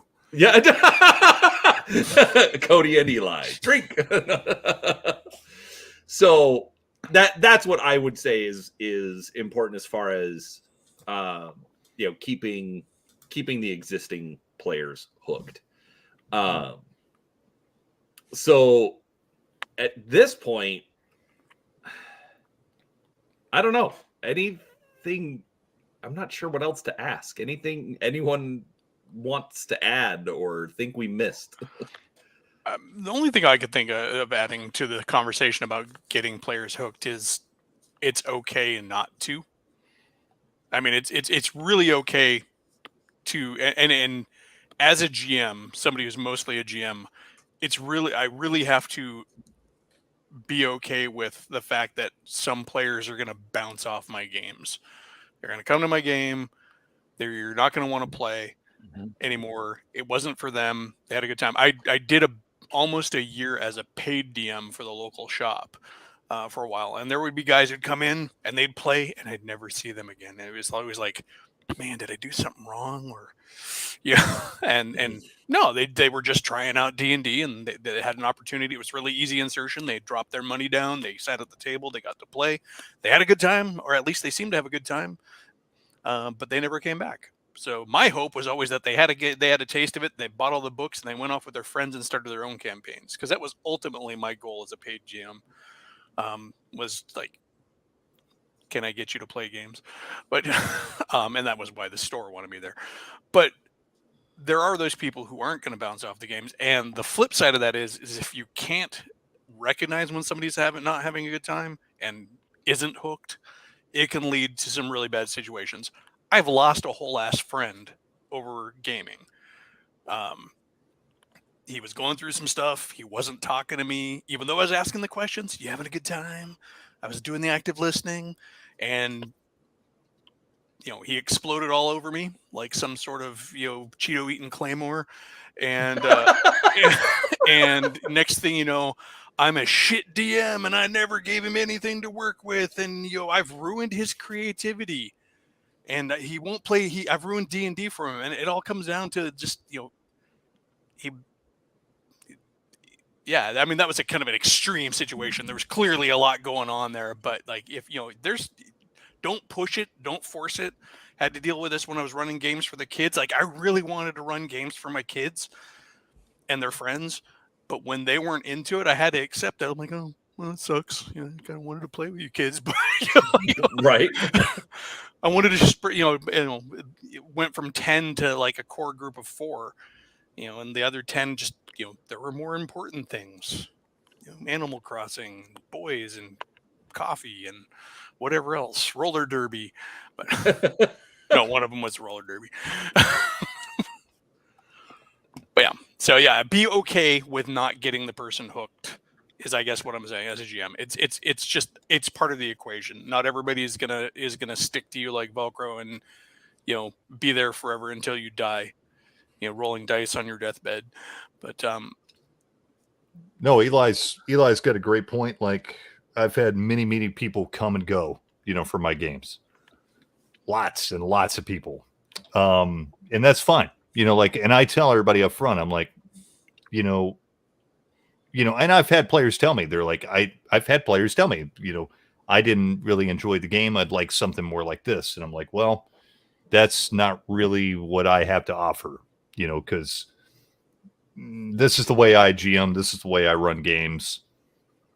There's other games out there. You might want to go talk to so-and-so, or you might want to go to the game store and find somebody else. Nothing wrong with that. Like, everybody's got different taste. Everybody's got a different way of doing things. Just like, playing music, it's been the same example, right?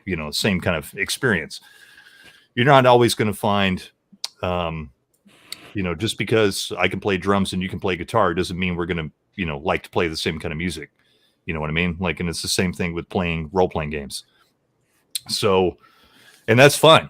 Like, just go find another group. Just go find somebody else. Or maybe it's just not for you. Like Eli was saying, there's a lot of people where role-playing games are just not right for them. They think they might like it. They try it. They might try it a few times. Now, I always tell them to try, some different games, try playing with some different groups to, really get an indication to tell if you really like it or not. Because again, you might game with one group and that's not the type of style or type of game you want to play, but you might play with another group and they're doing more of what you want to do. But for a lot of people, it's just not for them, and that's fine. I wish it was for everybody, but it's not. Sure.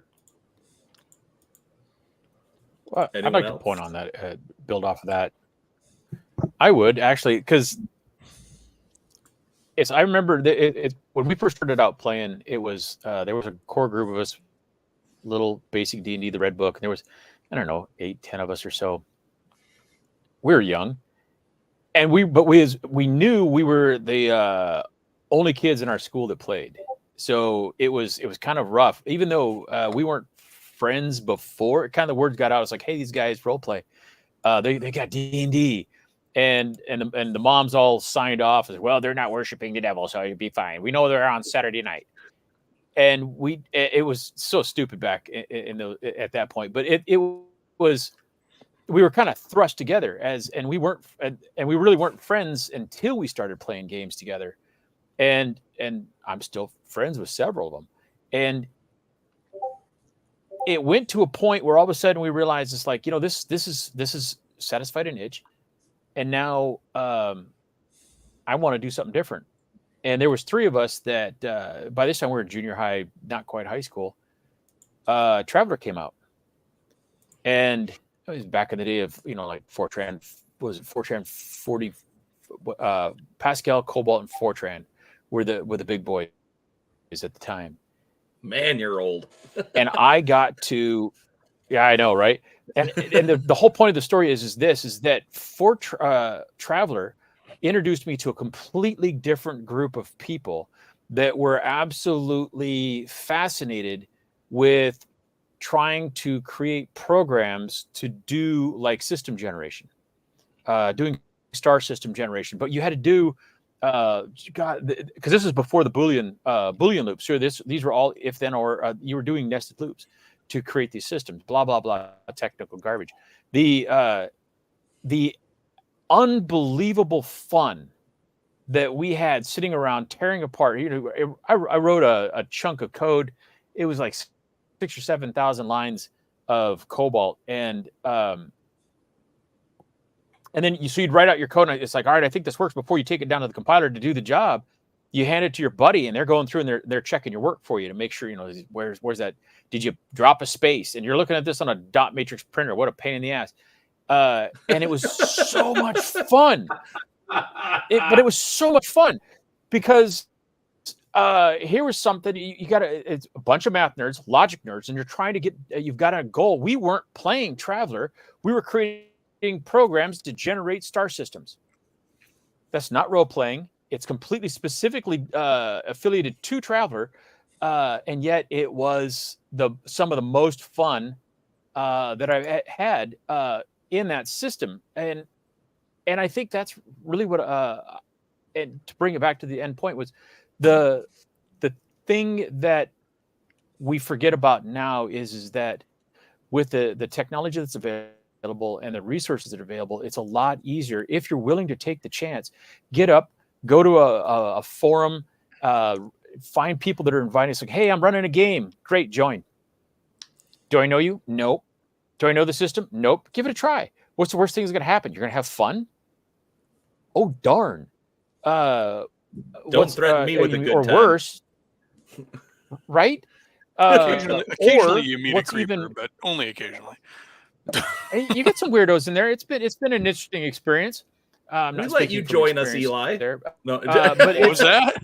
I said we let you join us, Eli. But even if you meet the weirdos, at least it brings. If I'm the weirdo, you guys are the most boring fuckers in existence. No, Eli's not a weirdo.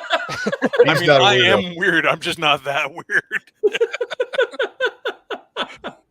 The point of the conversation for me is really what it comes down to is win, lose, or draw, and regardless of what you find is fun, you've just met new people and you've seen something from a different perspective, and man, that has been an absolute joy.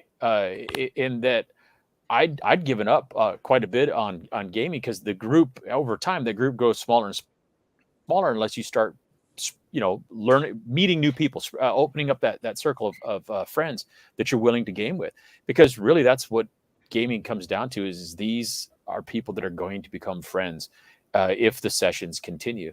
And man, that's a pretty interesting thing, and it's a lot of fun.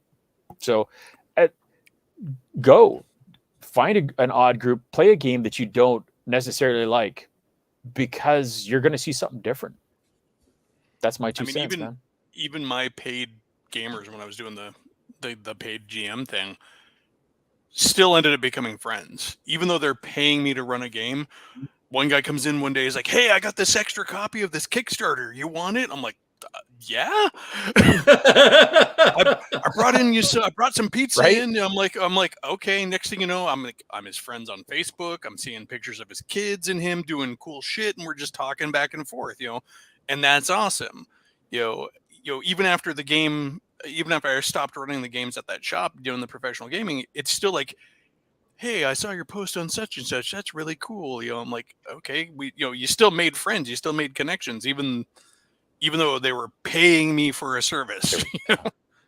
Because gaming is that. I guess what I'm trying to say is gaming is that kind of a social glue. It will make friends out of people even if you don't try.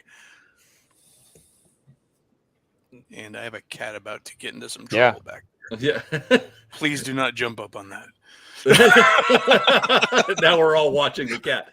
No, I think that's a good point. I mean, gaming, like even in a quote unquote professional standpoint, gaming is different because I've made, as I've mentioned before, I've gone to all sorts of conventions. Usually I'm working. But I've made tons of friends working at the convention, whether it's players or attendees at the convention, other people at different game companies, whatever it is. I've made those friends, even though it started with maybe a little bit of a commercial interaction. So it's definitely a different type of industry, I guess we could say. Len looks like he's itching to say something. No, apparently not. No more or less than normal. No. All right. Well, then we are right about at 2 hours. I can't think of anything else to ask. So let's do this. Let's go around. Final thoughts, shout outs, anything you want to say, promote, etc. We will end the show, and I think we're back here next week. Don't quote me on it though. Anyways, Eli. My channel is Elfbait. I do streaming on Sundays. It's about all I'm doing right now. I have a Discord that's pretty active under the same name. Talk about everything there from miniatures to RPGs. Trying to get some gaming going on there as well. So drop by. I'm also a regular participant in Midweek Geek over at Ye Olde Geeks channel, and here more so as I can get to it. Yeah. Other than that, that's all I got. Cody. Well, I just wanted to say that, you guys were talking about, one of the best things about role-playing games is meeting new people. And I totally agree. All the best friends and real friends I've met in my life are through gaming. I've met people in music and work and all different types of other atmospheres, but really all the lifelong friends, the real friends I've made in life and still making to this day are in gaming. And that's one of the greatest things to me about gaming. But yeah, I do have a little channel. You can go check it out. I think everybody knows that here. I talk about a lot of old and dead games, but I've also been talking about some new games. I run games usually every Sunday, though lately they've been canceled over and over again. But hopefully this Sunday we'll be playing session 2 of Old School Essentials. And tomorrow we'll be talking about Lord of the Rings. Me and a couple of friends have been reading through Lord of the Rings, and we've been discussing it every other week. So come check that out tomorrow. Zane. Zane is on some sort of a delay. I'm old. I speak sarcasm and movie quotes. Yeah, I'm on a web-based repeater, and unfortunately, the beach is beautiful. However, the internet sucks. As I said, I speak movie quotes and sarcasms, and if you get a chance to, even if the people that you meet don't necessarily agree with your worldviews or some of the things that you like or don't like, if they share anything with you, like movie quotes and sarcasm, you're going to wind up with a friend. And those are the really interesting people to meet in the world. That's just my perspective. Awesome. Len? If you struggled like Elfbait to make a Luke Skywalker type character, you could always check out a game called Black Star. If you're not having fun role-playing, interfacing, rolling the dice, you could always check out Prowlers and Paragons or By This Axe I Hack.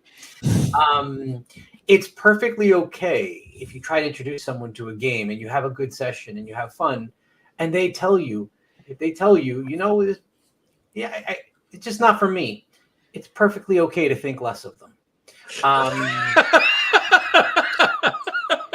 And you really need to check out the alternative review from Cody, which was kind of cool because I completely forgot about that game until you started talking about Everybody did. Huh? Everybody did. Exactly. So, Right. And Brian, thank you so much for filling in the enormous shoes of Mr. Bear while he's away. I know he told us we're fired, but I've already bolted the door, so he's not getting in. We're good. Okay. Well, first off, I do actually want to thank Bear for number one, for the super chat. I know I brought it up earlier where he fired us all. I do want to thank him for that. But I I am Brian. I run Gaming with ADHD.